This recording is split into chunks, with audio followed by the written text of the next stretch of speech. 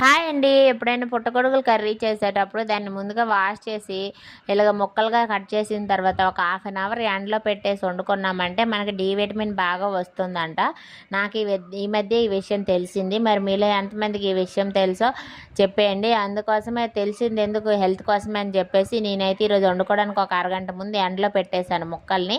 ఎండలో పెట్టేసిన తర్వాత సింపుల్గా ఇలా వండుకుంటున్నాను. 4 ఉల్లిగడ్డలు కట్ చేసేసి ఆయిల్ వేసేసి ఆయిల్లో ఉల్లిగడ్డలు ఫ్రై అయిన తర్వాత ఈ పుట్టగొడుగు ముక్కలు అందులో వేసేసి కొంచెం ఫ్రై చేసుకున్నాను. పచ్చివాసన పోయే వరకు ఫ్రై చేసుకున్నాక ఇందులో వాటర్ అంతా బయటకు వచ్చేసాయి.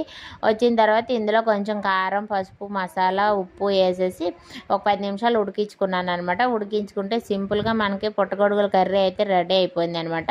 ఎలాంటి మసాలాలు కూడా వేయనవసరం లేదు. ఇందులో పెద్ద పెద్దగా మసాలాలు, జీడిపప్పు మసాలాలు వేయకపోయినా కూడా కర్రీ సూపర్గా సింపుల్గా సూపర్గా ఉంటుంది. మరి మీలో ఎంతమందికి ఈ కర్రీ ఇష్టమో నాకు కామెంట్ చేయండి. Bye bye.